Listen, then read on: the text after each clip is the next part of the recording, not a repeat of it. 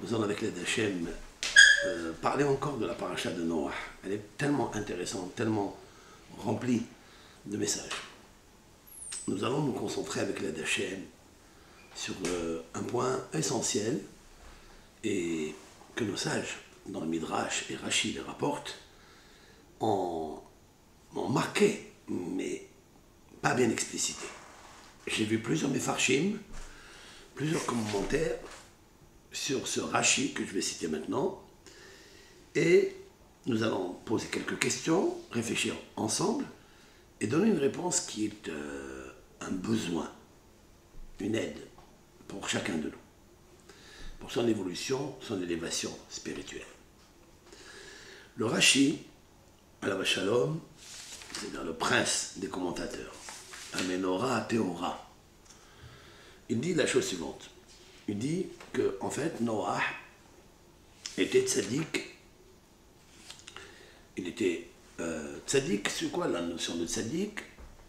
Rashi explique dans la Gemara, c'est qu'il était tzaddik à Anav Veshafel, à savoir, il était humble, il était effacé. Voilà ce que ça veut dire tzaddik.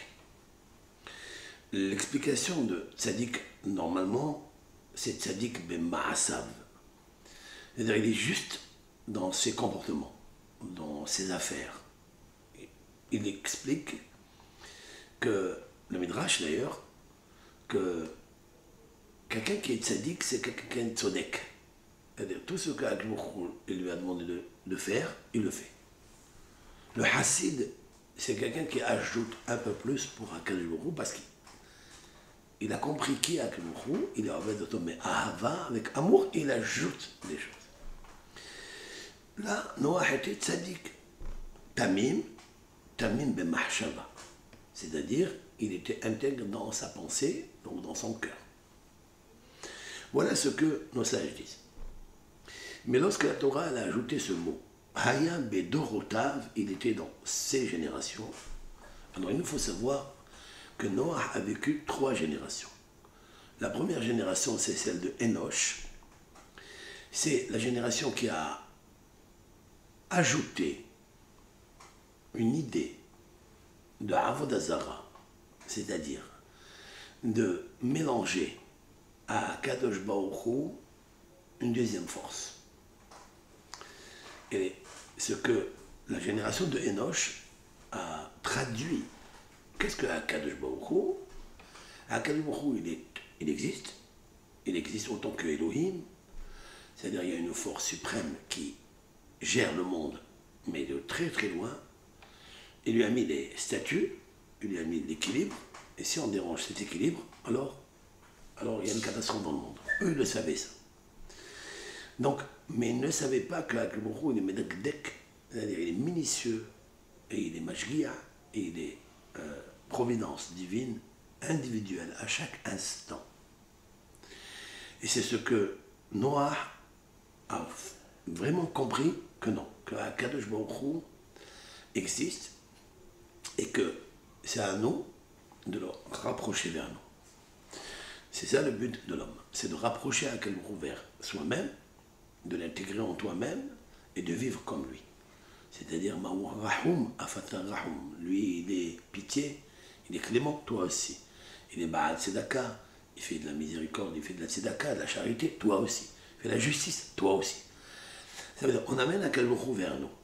Eux, ils n'ont pas fait une chose pareille.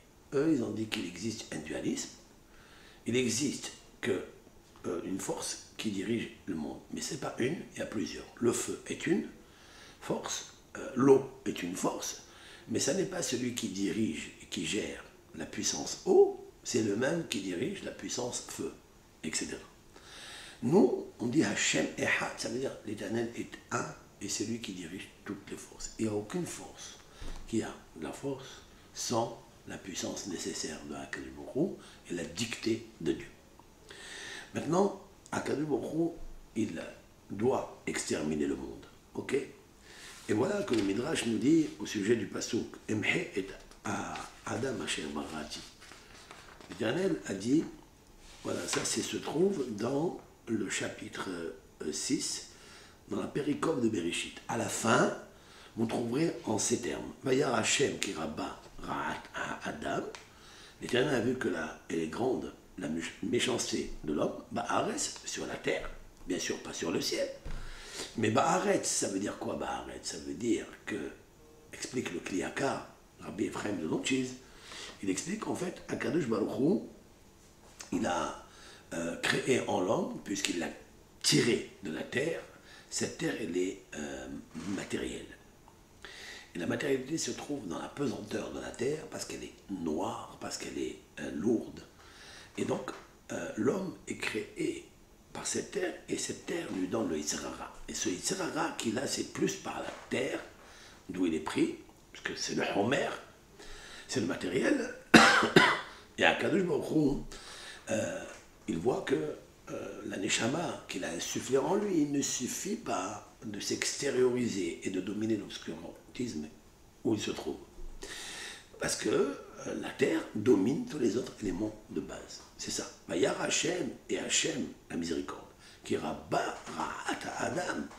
D'où vient la multitude méchanceté? D'où vient l'impie de l'homme? Ba'aretz. C'est parce qu'il se trouve dans la terre. Et toutes les pensées de son cœur, ça veut dire que toute la journée, il ne pense qu'à faire du mal. Bon, il va immédiatement après, il est marqué, Vaïnahem Hashem. Et l'Éternel, le tétragramme, qui a ça, et à Adam, qu'il a fait l'homme, Ba'aretz, Vaïta'atsev El Libo. En fait, il s'est consolé qu'il l'a fait au moins dans la terre. Parce que, dit le Midrash, s'il avait fait du ciel, il aurait même dérangé les supérieurs. Il aurait pu détruire même les malachim, comme ça le dit le Midrash. Donc l'Éternel, si l'on peut dire ainsi, se console, bien sûr qu'il l'a fait uniquement à terre. Un jour, un épicurien a demandé à un rave, il lui a dit, est-ce que Akadosh Baruch Hu, c'est possible qu'il regrette ce qu'il fait? Puisque c'est marqué, l'Éternel, il a été triste dans son cœur. Ça veut dire quoi? Ça veut dire qu'il est éternel ou il n'est pas? Est-ce qu'il a la puissance de voir le Nolad, c'est-à-dire le futur, ou pas? S'il a créé de la terre, et sait que le Homer, la matière terre, elle peut amener l'homme au Yitzhara. Ce sont les ta'avot, ce sont les pulsions que nous possédons tous. Donc il vient d'où? Il vient de ce matériel qui est en nous, qui est la terre.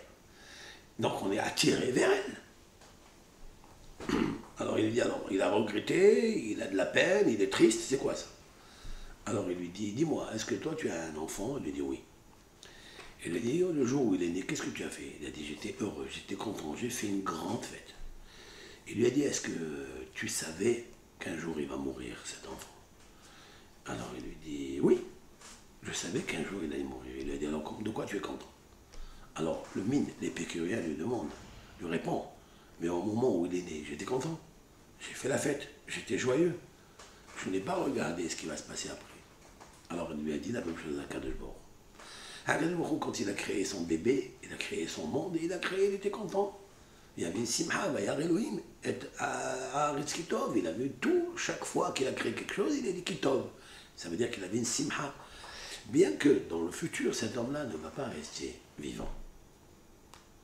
Alors, Ken, on est joyeux. Maintenant, la même chose ici. Ça veut dire qu'un Kadosh Baruch Hu, il est comme ce papa qui a un enfant. Et d'un côté, il est joyeux quand il est né, il est content, il a fait une grosse fête, et il sait qu'un jour il va partir. Et alors, c'est ça la vie. Alors, qu'est-ce que ça veut dire? Ça veut dire en fait, Akadosh Baruch Hu est content de l'avoir créé sur la terre. Que même s'il détruit par la suite, il va détruire la terre, le monde, comme on va le voir dans ma boule, mais au moins je ne l'ai pas créé dans les cieux, parce que là, ça aurait été pire. Il m'aurait fait là-bas un carnage. Et en même temps, on sait très bien que les malachim qui sont descendus en bas, quand ils descendent ici sur cette terre, l'atmosphère fait en sorte qu'elle est polluée par la Touma, et cela a fait en sorte qu'ils ont fauté avec les filles qu'ils ont vues, se sont mariés avec elles, etc., comme l'a expliqué la paracha de Bereshit. Et ça suit cela. Pourquoi? Parce que, à quel moment il dit, Vayomer Hachem, et Hachem dit, Emhe et Adam asher barati. Je vais effacer l'homme que j'ai créé, me'al bnei Adama. Mais Adam ad behema ad remes ve'ad of hashamayim ki nihamti ki hasitim. Il a dit, j'ai regretté, mais en fait, j'ai pas regretté. Rashi explique, nihamti, parce que l'Éternel n'est pas un homme pour regretter. Nihamti hashafti, mala asot, le taken et aolam. L'Éternel, il a pensé comment instituer un arrangement dans le monde. Cet arrangement-là, ça va être Noah. Mais Noah, la juxtaposition à la fin de la paracha de Bereshit, mais Noah matzahen be'enei Adonai. Autrement dit, le Midrash cite ici, dans le Shimoni, il dit, même Noah, en fait, n'avait pas le mérite d'être sauvé. Seulement, matzahen be'enei, il a trouvé grâce aux yeux de Hachem. Il nous faut comprendre cela. Pourquoi? Parce que Matzatahen be'en Hashem, il est marqué que elle est toldot Noah, Noah ish tzadik, tamim. Noah était un homme pieux, un homme sincère, avec un Kadosh Baruch Hu. Il n'a pas fauté comme les autres. Alors pourquoi on dit que Noah, c'est seulement parce qu'il a trouvé grâce à Hashem que l'Éternel l'a laissé vivant? Ça veut dire quoi? On va dire autre chose. Est-ce que là, Kadosh Baruch Hu, il a pensé que en détruisant le monde, il allait effacer totalement le monde? Ça veut dire qu'il n'y a plus personne qui va vivre. Admettons que Noah n'avait pas trouvé grâce aux yeux d'Hachem, qu'il n'était pas tzaddik. Ça veut dire que pourquoi il a fini avec son monde? C'est ça. Alors pourquoi Kadosh Baruch Hu, il a créé la Torah?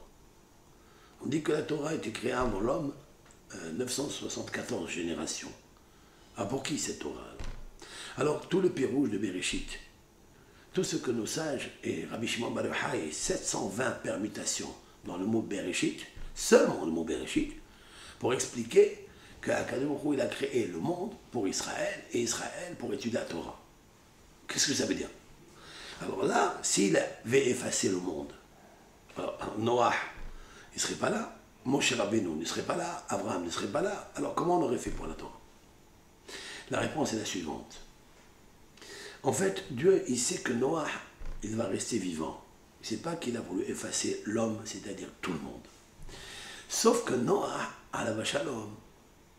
Et c'est là où j'attire votre attention, et c'est pourquoi que Rashi, il a compris que Noah était tzaddik Bedorotav. Qu'est-ce que c'est Bedorotav dans ces générations? Rashi nous dit la chose suivante. Je vais vous lire ce Rashi qui est intéressant. Bedorotav. Yesh merabotenu, il y a parmi les maîtres qui disent comme ça. Doshim oto lishvah. Bedorotav, ça veut dire qu'il était grand dans toutes les générations. Et ils font une éloge sur Noah. Kosheken sheilu haya bedor tzadikim, haya tzadik yoter. À plus forte raison que s'il était dans des générations où toute la génération est de gens pieux, des gens justes, il aurait été encore plus grand tzaddik. Il y a qui disent que non. Il y a qui disent que Noah était tzaddik dans une génération de Rechaim. Selon la génération, il était tzaddik.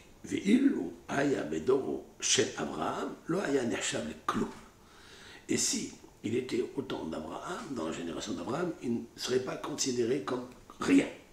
C'est un peu difficile, ça. Qu'est-ce que ça veut dire, comme rien? Alors, c'est ça que tous les Mefarshim ont essayé d'expliquer.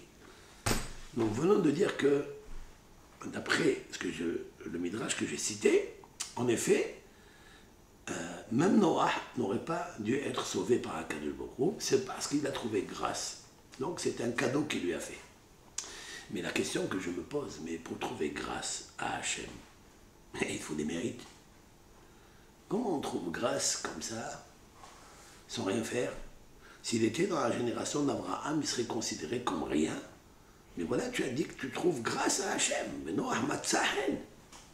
Vous connaissez toute tous la Torah de Aleph, de Rabbi Nachman de Breslev, qui parle du Hen, qui parle de la grâce. Pour trouver grâce, il faut la Torah. Maintenant, la question est de savoir, est-ce que Noah avait la Torah pour trouver grâce? Parce que le roi Shlomo, dans les Proverbes, a dit Ya'alat hen. La Torah, elle est une biche d'amour. Et et qui fait monter sur les lecteurs, sur ceux qui étudient la Torah du Hen, c'est-à-dire de la grâce.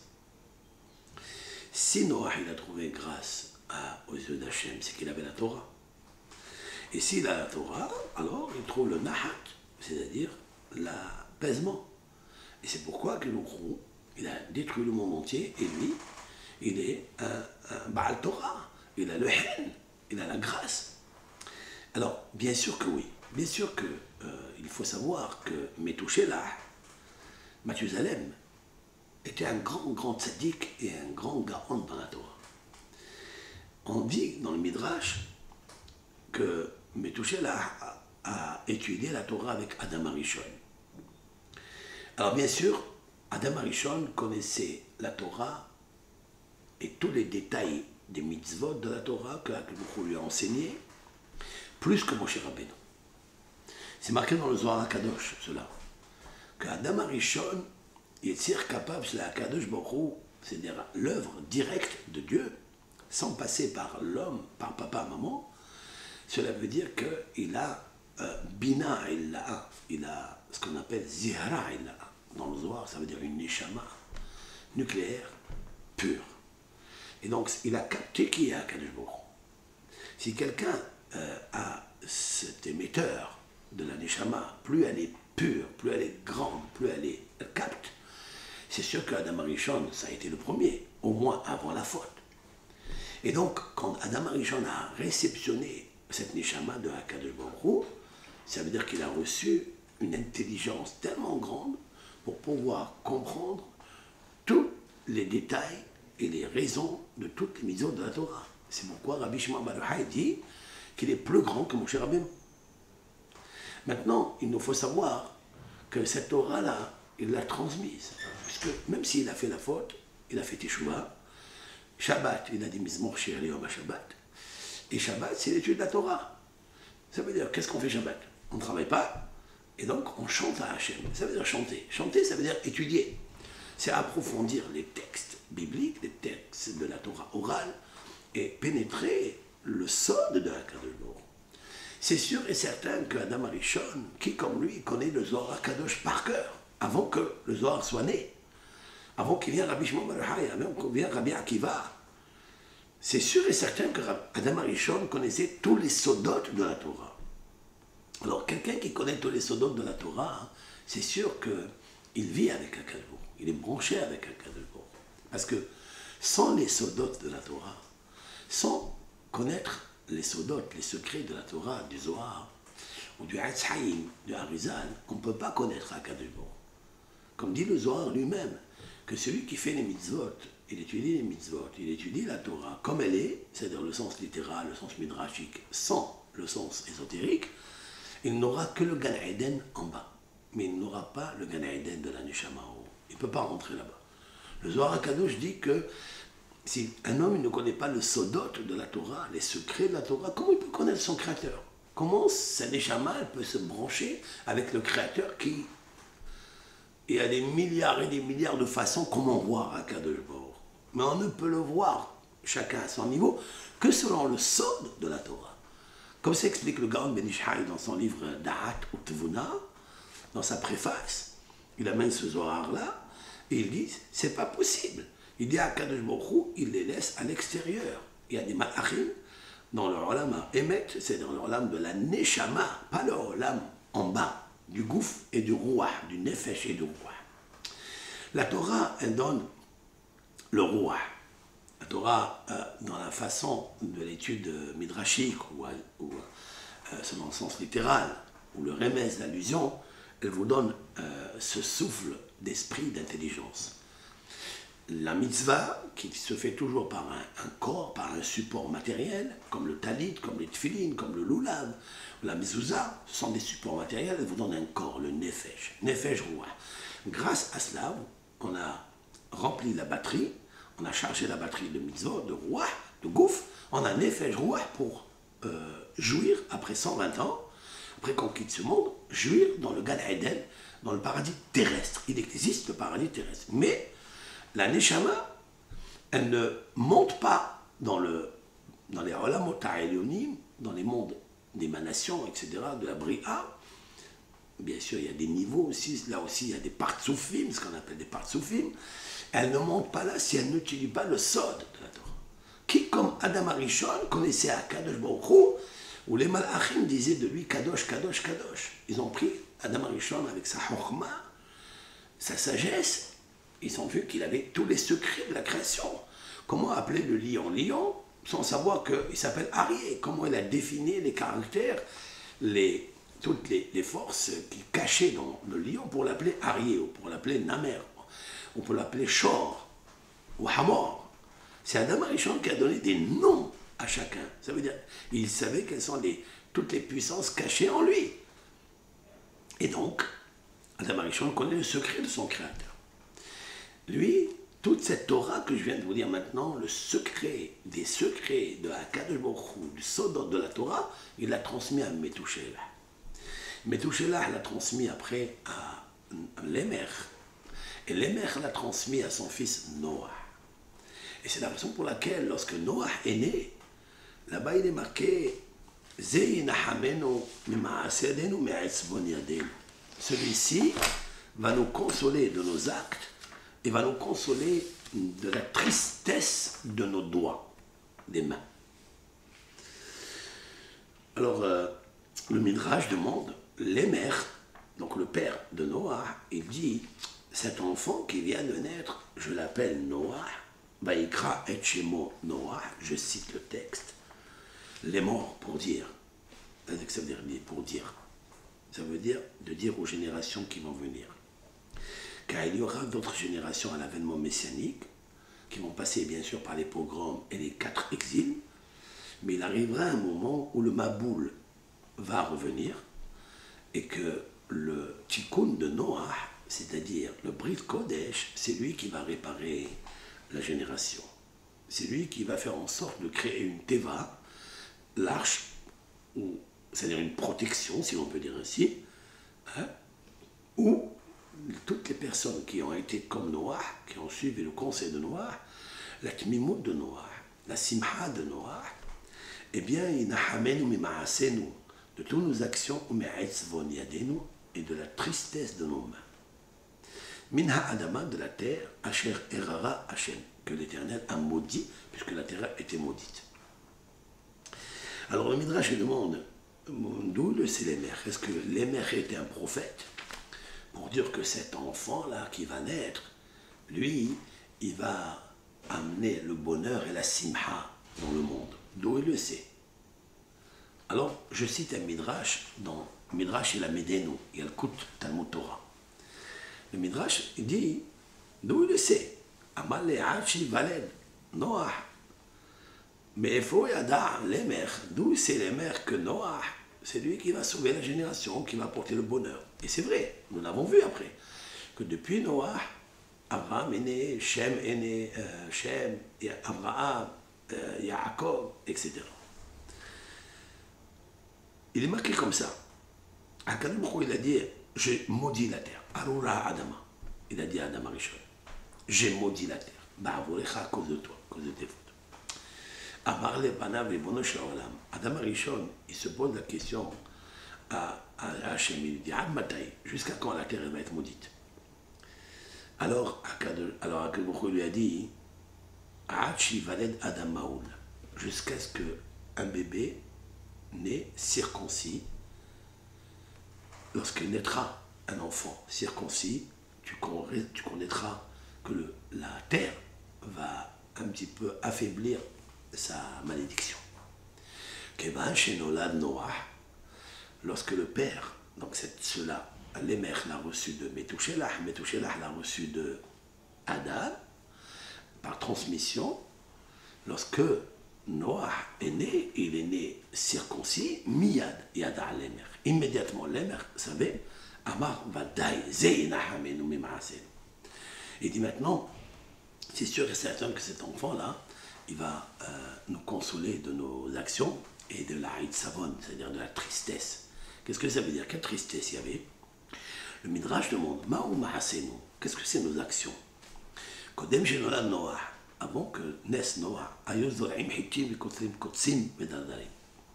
Avant que naisse Noah, les gens semaient donc du blé et sortaient à la place des, on appelle ça, des joncs. Des joncs.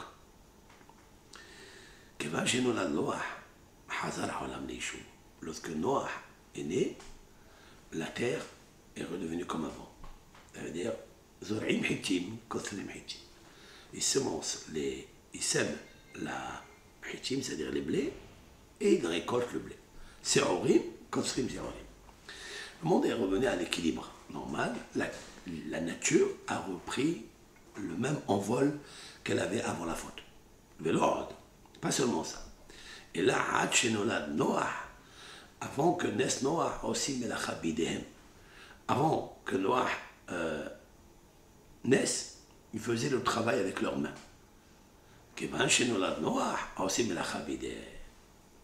Lorsque Noah est né, alors ils ne faisaient plus avec leurs mains.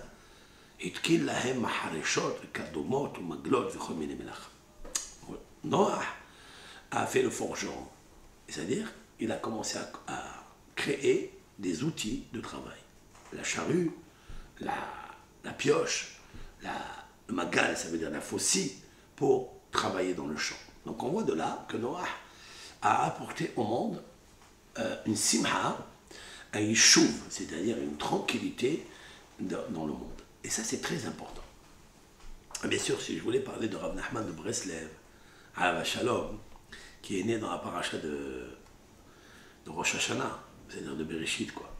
Puisque le monde et l'homme a été créé à Rosh Hashanah. Alors, toute cette force de Rabbi Nachman de Breslev, d'où il a tiré? Il a tiré d'ici. Il a tiré, en fait, de sa naissance. Pour Rabbi Nachman de Breslev, il dit, celui qui vient chez moi à Rosh Hashanah, depuis quand un tzaddik, c'est la question que je répondrai à tous ceux qui posent des questions, qui disent depuis quand un homme peut dire venez chez moi à Rosh Hashanah, et celui qui vient chez moi, je vais te mettre la neshama, je vais lui donner la simha dans sa vie. Mais c'est quoi une chose que Rabbi Shimon Bar Yochai n'a pas dite, que des gens plus grands que lui n'ont pas dit. Alors, quelle est la réponse? La réponse est très claire.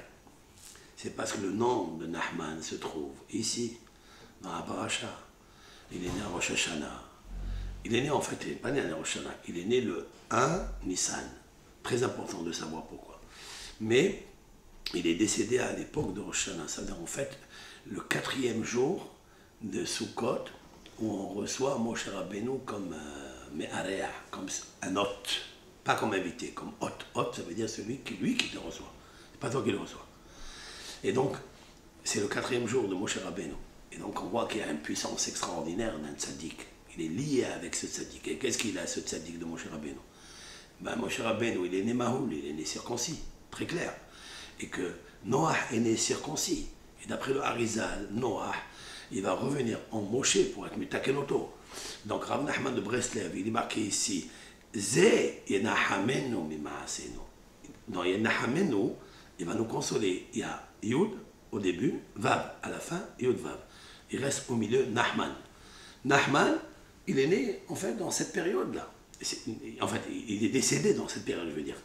Et donc sa neshama, elle est tirée de Rosh Hashanah, puisque le jour où Dieu va créer l'homme, c'était à Rosh Hashanah. Et lui, il est né dans cette période-là. Et c'est la raison pour laquelle il a amené le Yishuv HaOlam. Ça veut dire qu'il est en train de ramener les jeunes qui se sont perdus dans le domaine du Brit Kodesh, qui n'a pas fait de faute dans ce domaine-là, qui est l'homme, celui qui va connaître la mort, celui qui est né de Mina Aretz, qui n'a pas commis des fautes. C'est normal de commettre des fautes comme ça, parce que si dans le Dor Amaboul, en fait, c'est le Dor de la génération qui a abîmé l'organe sexuel, et c'est la génération où nous sommes aujourd'hui, où malheureusement, l'influence dans ce domaine, elle est puissante, elle est très puissante. Et si les jeunes, ils arrivent aujourd'hui à aller à prendre la simha le jour de Rosh Hashanah, je trouve qu'ils trouvent la racine ici, dans ce texte. En fait, c'est ce que je voulais dire en substance, en passant par là, parce que c'est dommage de l'économiser et de le faire savoir. Donc, Evan Shenonad Noah, et c'est là où en fait, אלה תולדות נוח, נוח איש צדיק, היה בדור אדם, את האלוהים מתהלך נוח. Le Zohar הקדוש, il demande pourquoi 3 fois le nom de Noach dans le même pasouk. Moi je dis pas 3, je dis 4. Puisque Venoach Matzahen Ben Hashem, à la fin de la paracha antique de Bereshit, donc, que Noach a trouvé. Voilà, Nah, 4. Nah. Ils sont là. Le Noach, c'est en fait lui. Parce que le man, Noach, c'est lui, Nahman. Nahman, c'est man, monsieur Noach. Qui a fait descendre la manne? C'est qui? C'est Moshe. Voilà pourquoi il distribue la manne le 4e jour de Sukkot. Parce que c'est lui qui nous reçoit. Et en fait, c'est tout ça. Il me semble que Rav Nahman avait ce roi HaKodesh de trouver sa racine de Rosh Hashanah. Bien sûr, il y a beaucoup d'encre qui s'est versée, beaucoup de paroles, et des fois inutiles. Et nous, moi je constate ce que les jeunes aujourd'hui, j'étais à un mariage à Strasbourg, j'ai vu le Hatan, donc j'ai marié un Hatan. Je lui souhaite une grande bracha, lui il sera Shirel, donc, et son épouse. Et bien, ces deux Breslev, Baruch Hashem, la simha des jeunes de Paris, donc ils se sont déplacés, et tous ces jeunes étaient à Ouman, et Rosh Hashanah, j'ai vu un mariage explosif, un mariage avec la simha, avec la joie, avec le bonheur. Je suis persuadé que cette force de tzaddik pénétrait, mais d'où il le sait ça? Adam Arishon, il a demandé à Kadosh, il a dit, tu as maudit la terre, mais jusqu'à quand tu vas maudire? Il a dit, jusqu'à ce qu'il naisse un homme qui va faire tikkun aberit, qui n'est Maoul. Je ne sais pas si Rav Nahman est né circoncis, mais en tous les cas, il a tout fait pour le devenir après. C'est-à-dire, il a tout fait pour circoncire les défauts et les bguimotes, les écorchures des jeunes de la génération. Leur donner la simha. Et c'est ça, Yeshuva Olam. Aujourd'hui, tu plantes du blé, et bien tu récoltes du blé. À l'époque, tu sèmes le blé et tu récoltes on appelle ça, les joncs et les épines. C'est quoi la métaphore qu'il y a ici? Seulement à cause de ça, parce que tu plantes du blé, tu sors du blé, en fait, l'allusion, c'est quoi? C'est que le tikkun abrit, c'est qu'il faut semer du blé. Ça veut dire le vrai zera pour avoir du blé, pour avoir un bon enfant. Avec da'at. Parce que le blé, c'est quoi? La Gemara dit que celui qui mange le blé, ou que l'enfant ne peut dire des mots, seulement s'il a mangé des céréales, du blé. Parce que le céréal s'appelle hita, et le hita, c'est da'at. C'est un arbre qui donne de la connaissance, c'est-à-dire la parole. Alors s'il donne la parole, c'est quand tu manges du blé. Alors, quand tu plantes du blé, ça veut dire quoi? C'est la semence. Quand tu la fais sortir d'ici, des mouhina ilaïn, tu la donnes dans la matrice de la femme. C'est ça le shalom bayit.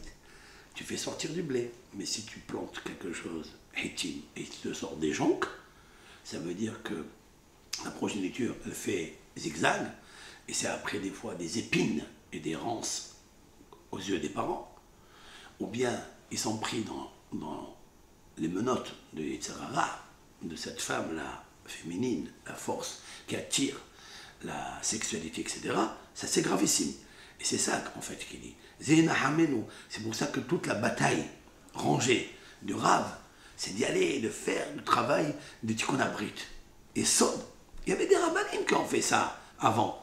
Mais dans notre génération, celui qui a le plus réussi, c'est lui. Pourquoi? Parce que la racine, elle se trouve ici. Rosh Hashanah, elle est là, Bereshit. C'est dans Parashat Bereshit qui est marqué ça. Bereshit, et là il est marqué Ze Nahamenu Ma'asenu. Il y a marqué 4 fois Nah, donc c'est lui. Ça Nahman. En fait, c'est Menahem qui vous le dit ça. Mais c'est Menahem, c'est parce que Manham, c'est de la manne chaude que je vous transmets aujourd'hui. Voilà donc ce que je voulais, avec l'aide de Hachem, dire. Maintenant, qu'est-ce que ça veut dire que Noach n'était pas un tzaddik, alors qu'il a trouvé juste du hen, mais avant de trouver du hen, il faut recevoir la Torah. Et la Torah, il l'a reçue de Adam, et Adam a Metouchelach à l'Emer. L'Emer, c'est l'anagramme du mot Melech. En fait, le Melech HaMashiach, qui est le père de Noach, parce que Noach, c'est le Mashiach, en fait, c'est le Mashiach de la génération qui a sauvé, si on est ici aujourd'hui, C'est grâce à Noah. Et Noah, c'est en fait le Brit Kodesh. Quand est-ce que le Melech va venir, Melech HaMashiach, qui va traverser toute la génération du Maboul, c'est quand il y aura Noah. Quand on fera très attention à Nah, ça veut dire le Brit Kodesh qui s'appelle Noah. Parce que Noah, il apporte la satisfaction dans le couple, en fait. Et c'est la raison pour laquelle Noah est un grand sadique. Alors comment le Midrash peut se permettre de dire que Noah, normalement lui aussi, il aurait été calciné ou effacé dans le Doramaboul.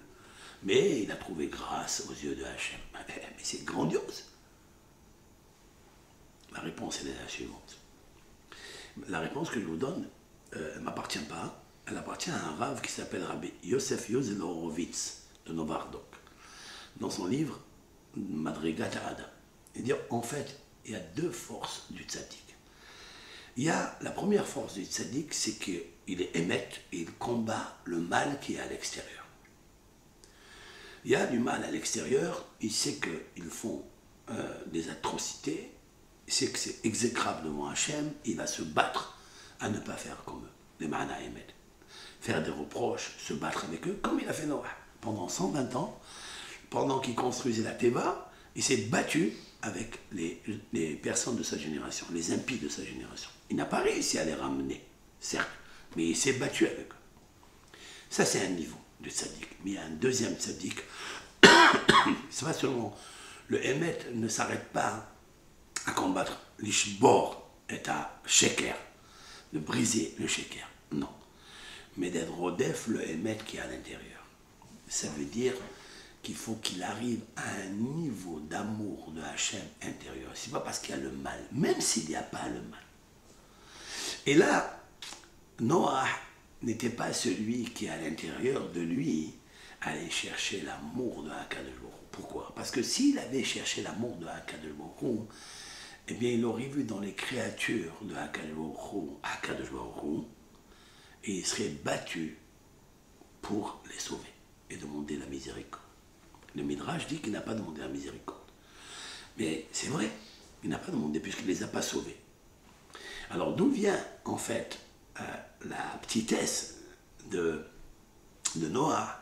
C'est en rapport avec Abraham Avinu. S'il était dans la génération d'Abraham Avinu, où la sakana, elle était moins que celle, la sakana, c'est dans le danger, était moins que celui de la génération du Maboul, parce que pendant la génération du Maboul, on voyait le mal en apparence. Dans la génération d'Abraham Avinu, on ne voyait pas le mal du tout. On voyait que la Avodah Zara. La Avodah Zara, c'est psychologique, c'est à l'intérieur. Personne ne le voit. Et Abraham Avinu, même que c'était caché, il est allé chercher toutes les forces puissantes qu'il a latentes en lui, et les a dévoilées pour aller chercher les créatures, même qui sont en revêt d'Avodah Zara, mais c'est une psychologie, c'est une théologie qu'ils ont. Elle peut se corriger facilement. Elle peut se corriger vraiment. Si Noah était dans cette génération, puisqu'il n'y a pas de mal, puisqu'il ne voit pas le mal, comme dans sa génération où les animaux étaient pervers, où les hommes étaient pervers, homosexuels, etc. En voyant le mal, on peut combattre le mal par le Hémet, mais s'il était dans la génération d'Abraham où on ne voit pas le mal, c'est tout psychologique, c'est idéologique. Là-bas, peut-être il ne serait pas de l'eau chaude, il serait peut-être de l'eau tiède. Il n'aurait pas travaillé, il serait resté un homme normal. Tout le travail, je répète, tout le travail de Noah, c'est parce qu'il voit le mal. Il voulait, avec le Hémet, briser le mal. Mais s'il n'y avait pas le mal, il n'aurait pas travaillé sur lui. À quoi ça ressemble, dit le sabbat de Novardok? Quand quelqu'un prend dans le train classe A, cette classe pour les businessmen, il est assis dans un moment de shalom, hein, un moment de shalom, il prend, dit qu'est-ce qu'il est? Il est riche. Mais au moment de guerre, où tous les soldats, ils montent dans le train pour aller combattre l'ennemi, et on ne donne pas la préférence à un ou à un autre. Tout celui qui monte dans les wagons, ouais, eh ben il monte. Et bien s'il monte dans le première classe, on va dire qu'il est riche? Non. Parce que c'est un moment de héros, un moment de guerre. Oui, la même chose. Et dis-toi, Adam Arishon, tu es en première classe parce que c'est un moment de guerre. Et alors ça quoi? C'est pas une preuve. Mais si c'est un moment de hérout, un moment où il n'y a pas la guerre, comme chez Abraham Avinu, il n'y avait pas toutes ces abominations, apparentes au moins, qu'est-ce que tu aurais fait? Tu aurais rien fait. Voilà ce que disent les raisins. Le premier dit, oui, mais on voit que chez Noah quelque chose de grand. Il dit, mais ça ne suffit pas pour un cas de bourg. Ça ne suffit pas pour un cas de bourg. S'il n'avait pas trouvé grâce à Hachem, lui aussi, il serait effacé du monde. Parce que ce que cherche un cas de bourg, c'est une personne, comme Moshe Rabbeinu. Laquelle? Et je vais vous dire quelque chose d'extraordinaire. C'est que Moshe Rabbeinu, pas seulement qu'il a prié pour sa génération, pas seulement qu'il a tout fait pour sa génération, mais il s'est effacé pour sa génération. Et c'est ça en substance.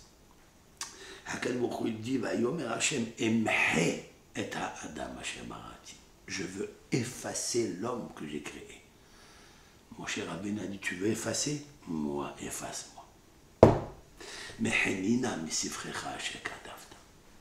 Efface-moi de ton livre, efface-moi de la vie. Un dirigeant qui est prêt, pas seulement à prier, à demander la charité à Hachem, ça ne suffit pas. Il faille aller s'effacer pour le peuple. Et ça, il n'y en a pas beaucoup. Voilà pourquoi peut-être Rav Nachman de Breslev, qui se trouve un petit peu dans ce domaine ici, il a dit que celui qui vient au Rosh Hashanah et du Gehinam, s'il est dans le Gehinam, je le tire avec les péotes. Je le tire avec ses péotes. C'est quoi ces paroles? Ça veut dire qu'il a voulu nous montrer qu'il est capable de s'effacer pour l'autre. De se donner corps et âme. Même dans le Gehinam, il ira là-bas pour chercher le juif. Pour chercher. Ça fait plaisir à la Neshama, ça. Ça fait plaisir à un Ben Israël. D'où on le sait ça? Moshe Rabbeinu. Parce que Moshe Rabbeinu a dit, mais c'est vrai. Dans le Midrash, on peut comprendre pourquoi maintenant Noah n'est pas plus grand qu'Abraham. Mais Abraham n'est pas plus grand que Moshe. Parce qu'Abraham, il est plus grand que Moshe, que Noah. Certes, ça va. Parce qu'il a prié pour sa génération, mais il ne les a pas sauvés. Si Abraham, il avait dit à Hachem, efface-moi si tu effaces Sédom et Gomorrhe, efface-moi. Peut-être qu'il n'aurait pas effacé Sédom et Gomorrhe. Si Moshe était dans la génération d'Abraham, il aurait dit à Kmourou, c'était créature, efface-moi à leur place. Comme il a fait pour le Hétaïgel, qui était plus grand? La faute du veau d'or? La faute du veau d'or? Ou la faute de Sédom et Gomorrhe? Qui est plus fort? Le veau d'or est plus gros. Donc si Moshe Rabbeinu a sauvé le peuple d'Israël de cette, comment on appelle ça, de cette colère de Hachem, où il a dit, je vais les effacer complètement. Et Moshe Rabbeinu a pu combattre, qu'ils ont fait Avodah Zarah et tout, viennent de recevoir la Torah, c'est sûr et certain que Sédom et Gomorrhe, il aurait. Donc qu'est-ce qu'on voit de là? Quelque chose d'extraordinaire. Quoi?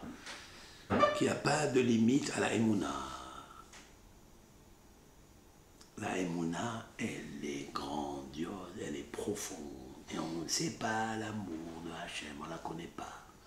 La preuve, Noah, on le taxe de Ma'amin ve'eno Ma'amin. C'est quelqu'un qui croit et il ne croit pas. Ça veut dire, croit ou ne croit pas. Il y a le sabbat de Novardok qui dit, oui, il croit que le mal qu'ils sont en train de faire, c'est pas bon. Et qu'il va combattre avec le émet qu'il a contre eux. Mais il n'a pas assez de émouna intérieure pour aimer Hachem et aimer ses créatures et pour se battre pour eux. Ça, il n'a pas. Abraham, il est Rosh Ma'amini, il est grand, mais il ne s'est pas effacé pour eux jusqu'à ce qu'il est venu Moshe Rabbeinu. Moshe Rabbeinu, alav shalom, c'est ça en fait le tzaddik. C'est que de là on tire l'idée de la Emouna, jamais dire qu'il y a une limite à la Emouna. La limite, elle est chez vous. La frontière, elle est chez vous. L'incapacité, elle est chez vous. Alors que la Emouna, elle est l'infini. Et Moshe Rabbeinu nous l'a prouvé. Même que Dieu, il s'est mis, il a dit, je vais effacer le monde. Eh bien, si Moshe Rabbeinu était au temps de Noah, il aurait dit, Emheta Adam, je fasse l'homme. Alors Moshe lui dit, n'efface pas personne, efface-moi à moi. C'est ça un vrai dirigeant. Tu as compris? Un vrai dirigeant, c'est quelqu'un qui fait Ratson Hachem, Blikvoul, sans limite. sans limite. Il prie pour le Ham Israël, il donne ce qu'il a. De sa poche, il donne tout pour le Ham Israël. C'est ça un vrai dirigeant. Et jamais il regarde son intérêt. Vous comprenez? Et il n'a pas de frontière pour la ligne.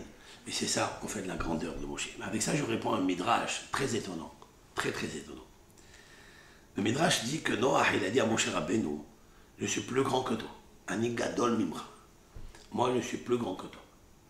Et Moshe Rabbeinu lui dit, moi, je suis plus grand que toi. Ani gadol mimra. Moi, je suis plus grand que toi. C'est quoi cette discussion? C'est quoi l'imagine? Noah n'a pas connu Moshe. Ni Moshe, Noah, oui. Alors, comment nos sages ont pu s'imaginer une telle discussion? Alors, la réponse, elle est comme ça. En fait, Noah, il a dit à Moshe Rabbeinu, moi, je suis plus grand que toi, parce que grâce à moi, tu es là. Tu es là. Si je n'avais pas trouvé grâce à Hachem, aux yeux d'Hachem, ben, tu ne serais pas là. Il aurait effacé le monde entier. Et Moshe de lui répondre avec modestie, pas avec affrontement, ni avec effronterie, jamais de la vie. Moshe Rabbeinu a dit, Ani gadol, mimra, pas que je suis plus grand que toi. Ani gadol mimecha, grâce à toi. Ça vient de toi que moi je suis gadol. Et c'est la plus grande modestie. Parce que, pourquoi moi, que il m'a écouté? Pourquoi il m'a écouté? Parce que j'ai appris de toi. Qu'est-ce que j'ai appris de toi? Que toi, tu n'as pas prié pour eux, tu t'es pas effacé pour eux.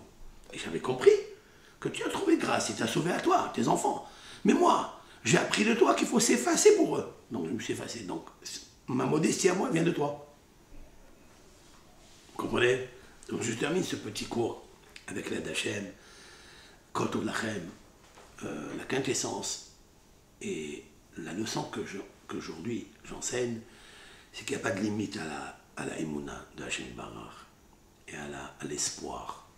Tu peux aller très très fort. Même si tu sais, tu as entendu qu'il y a des professeurs qui ont dit que ce malade c'est fini, il va mourir. Ne t'arrête pas. Prie et efface-toi pour lui. Comme il a fait le Hametz Haïm à la Vachalom, 40 jours, il a prié pour une femme stérile, pour avoir un enfant. Il l'a dit ça à sa vieillesse, il a dit. Mais il a prié dans sa jeunesse. Il a prié pour une femme stérile 40 jours. Il a jeûné 40 jours. Pas seulement prié, jeûné. Il s'est effacé. Il a effacé sa graisse, son sang intérieur. Toute sa force, il a effacé. Et elle a eu un enfant après. Ça, c'est un dirigeant. D'où il a appris le Hafez Haïm de faire une chose pareille? L'amour de Hachem. La émouna en Hachem. Que Hachem, il est illimité dans sa miséricorde. C'est à nous d'en croire et de faire quelque chose avec.